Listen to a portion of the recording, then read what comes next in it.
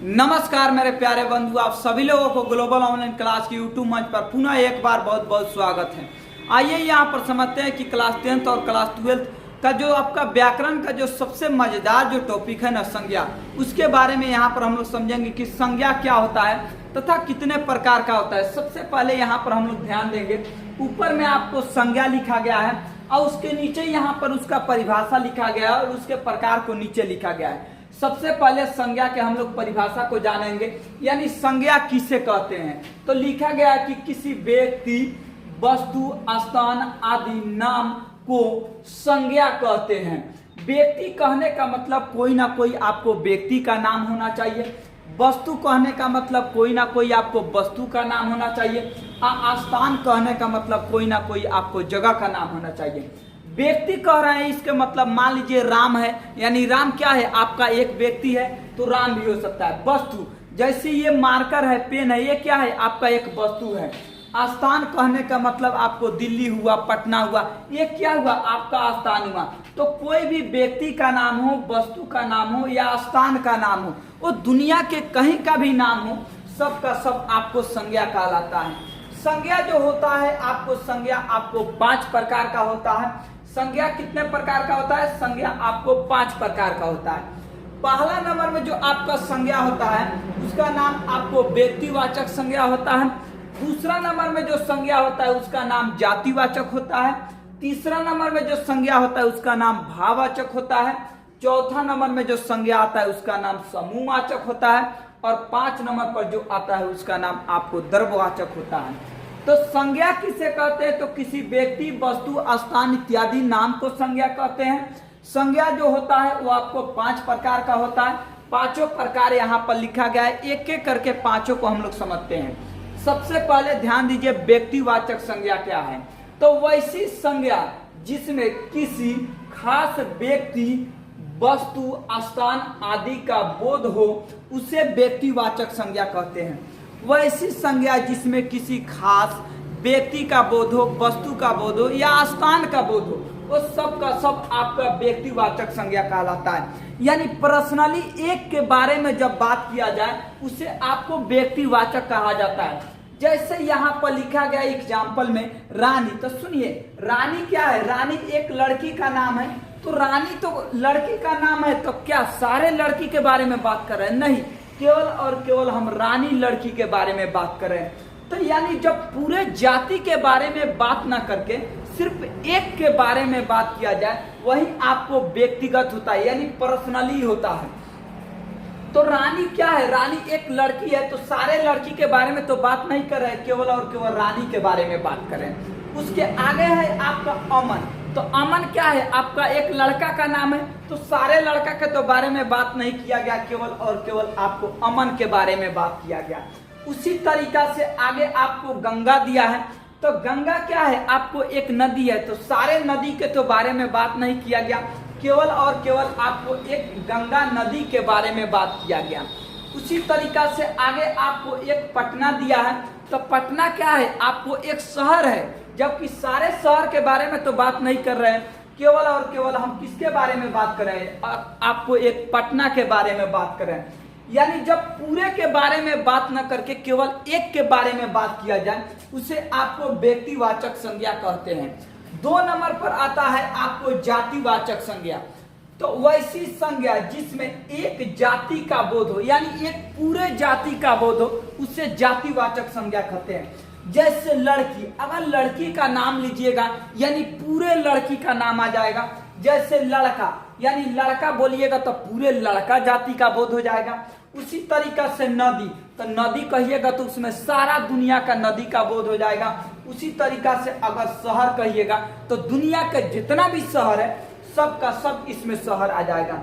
लेकिन अगर पटना कहिएगा तो पटना तो आपको शहर का नाम है, लेकिन सारे शहर के बारे में बात नहीं किया जा रहा है, केवल एक के बारे में बात किया जा रहा है, तो उसे व्यक्तिवाचक में रखेंगे। लेकिन यहीं पर शहर बोलेंगे तो उसको हम लोग जातिवाचक में रखेंगे, क्योंकि शहर आपका क्या है? एक जाति का काम कर रहा है। यानी शहर कह रहे हैं तो मतलब सारे शहर के बारे में बात हो रहा है। नदी कह रहा है तो दुनिया के सारे नदी के बारे में बात हो रहा है। लेकिन गंगा कह रहा है तो केवल एक नदी के बारे में तो बात हो रहा है, लेकिन एक और एक आपको गंगा नदी के बारे में बात हो रहा है।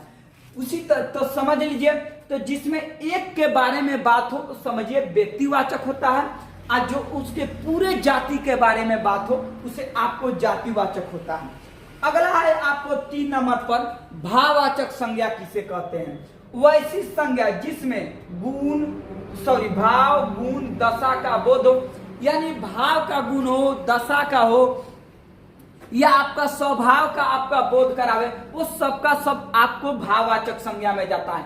जैसे यहाँ पर लिखा गया है आपको मौसम, तो सुनिए मौसम आपको कोई दिखता नहीं है, इसको सिर्फ आप महसूस कर सकते हैं। जैसे ठंडा गर्मी, ये क्या है, ये कहीं ठंडा या गर्मी कहीं दिखेगा नहीं दिखेगा, सिर्फ हम लोग महसूस करते हैं कि हाँ ठंडा लग रहा है, गर्मी लग रहा है। उसी तरीका से बुढ़ापा, तो बुढ़ापा आपको दिखता नहीं है, सिर्फ आदमी को देखकर आदमी पहचान सकता है कि हाँ ये बुढ़ापा है। उसी तरीका से जवानी, तो जिसमें भाव का बोध हो, गुण का बोध हो, दशा का बोध हो, उसे सब का सब आपका भाववाचक संज्ञा होता है। अगला जो है आपका 4 नंबर, ये आपको है समूहवाचक संज्ञा।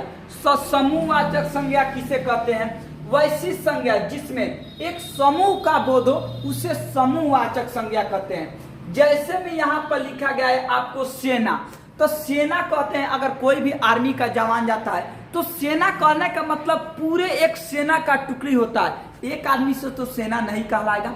अगर आप पढ़ते हैं, जिस क्लासरूम में पढ़ते हैं उस क्लासरूम में अकेले तो आप नहीं बढ़ते हैं, आपके साथ बहुत सारे लोग बढ़ते हैं, तो वर्ग जो है ना, वर्ग भी आपका एक समूहवाचक है। यानी जब एक ग्रुप में आपको कोई चीज भेटाए उसे आप समूहवाचक में डालिएगा। जैसे वर्ग हुआ, उसी तरीका से आगे इसमें दिया है मेला, तो मेला तो कोई एक व्यक्ति से मेला लगेगा नहीं, यानी मेला में आपको पूरा एक भीड़ चाहिए, तो मेला भी होगा, वो भी आपको समूहवाचक होगा। अगला है रैली, वो नेताजी वाला रैली, तो रैली में एक आदमी से रैली होगा नहीं होगा, तो रैली में आपको अधिक से अधिक संख्या में लोग चाहिए, तो उससे हम लोग कहते हैं समूहवाचक। यानी जो भी आपको एक से अधिक, जहां एक से अधिक एक ग्रुप में लोग भेटाए उसे समूहवाचक में डालिएगा। अगला है द्रव्यवाचक, तो जिसे नापा या तौला जाए उसे द्रव्यवाचक संज्ञा कहते हैं। सुनिए, जिसे जोखा या नापा जाता है उसे द्रव्यवाचक संज्ञा कहते हैं। जैसे दूध, तो दूध को क्या करते हैं हम लोग मापते हैं। चावल को क्या करते हैं हम लोग जोखते हैं, और डीजल को क्या करते हैं हम लोग मापते हैं। तो जिसे मापा या तौला जाता है उसे द्रव्यवाचक संज्ञा कहते हैं। आइए एक बार पुनः इसको फिर से रिवीजन करवाते हैं। व्यक्तिवाचक किसे कहेगा, तो जिसमें किसी खास व्यक्ति या वस्तु या स्थान के बारे में बोधो उसे व्यक्तिवाचक कहेंगे।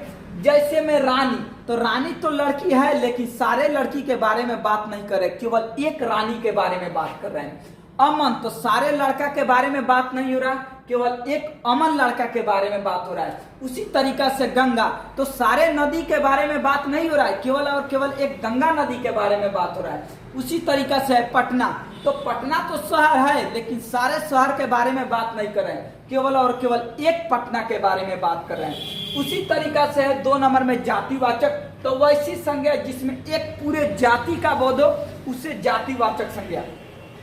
जैसे लड़की, तो लड़की कहने का मतलब उसमें सारा लड़की आ जाएगा। लड़का कहने का मतलब सारा लड़का आ जाएगा। नदी कहने का मतलब सारा नदी आ जाएगा। और शहर कहने का मतलब सारा शहर आ जाएगा। उसी तरीका से आगे आपको 3 नंबर में दिया है भाववाचक, तो वैसी संज्ञा जिसमें भाव का, गुण का, दशा का बोध हो, यानी उसके स्वभाव के बारे में जब बताया जाए तो उसे आपको भाववाचक संज्ञा कहते हैं। जैसे मौसम, बुढ़ापा, जवानी, बचपन, ये सब का सब आपका भाववाचक होता है। एक बात याद रखिएगा भाववाचक में पहचानने के लिए, सबसे पहले इस चारों को आप पहले पहचान लीजिएगा। आज जो आपको नहीं समझ आएगा उसको किसमें भेज देना है, भाववाचक में। या सीधा सा इसका एक तरीका है कि जिस चीज को आप सिर्फ और सिर्फ महसूस कर सकते हैं उसको हम लोग भाववाचक संज्ञा भी में डालते हैं, यानी भाववाचक संज्ञा भी हम लोग कह सकते हैं। तो जिस चीज को हम लोग देख नहीं सकते हैं, सिर्फ महसूस कर सकते हैं, उसको आप भाववाचक में डालिएगा। अगला है समूहवाचक, तो वैसी संज्ञा जिसमें एक समूह का बोध हो उसे समूहवाचक, यानी एक से अधिक, यानी ग्रुप में जब लोग दिखाई दे उसे समूहवाचक। जैसे सेना, तो सेना कहीं जाती है, पुलिस कहीं आती है छापेमारी में, तो एक पुलिस आएगा, पता लगेगा गाँव वाला टांग के उसको ले चल गया। तो एक पुलिस तो नहीं आती है, पूरे एक पुलिस की गाड़ी आती है, एक बस आती है जिसमें आपको 100 50 की संख्या में पुलिस पहुंचती है छापेमारी के लिए। अगला है मेला। तो मेला में तो पूरा एकदम ठेल के लोग रहता है, यानी मेला पूरा ठेला है। उसके बाद रैली। तो रैली समझिए रैला बना देता है सब, रैली में एक से अधिक लोग रहता है। उसी तरीका से आपका द्रव्यवाचक संज्ञा। तो वैसी संज्ञा जिसे नापा या तौला जाए, यानी नापा या जोखा जाता है, उसे द्रव्यवाचक। जैसे दूध हुआ, चावल हुआ, डीजल हुआ, आटा हुआ, कोई भी आपका नापने जोखने वाला चीज है, सबको आपको द्रव्यवाचक संज्ञा में भेजना है। तो यही है आपका संज्ञा। लगभग अगर एग्जाम के बात किया जाए तो एग्जाम में लगभग 2 से आपको 3 नंबर का क्वेश्चन इसमें से आता है आपको संज्ञा से। तो जैसे आपको बताए हैं सिर्फ इसी को आप याद रखिएगा, आपका एक भी प्रश्न नहीं छूटेगा। सुनिए, आप लोग क्या करते हैं कि परिभाषा को रट लेते हैं, एग्जाम में कभी परिभाषा पूछता ही नहीं है। जब भी पूछेगा आपको एग्जाम्पल को, तो एग्जाम्पल कैसे समझ आएगा, जब तक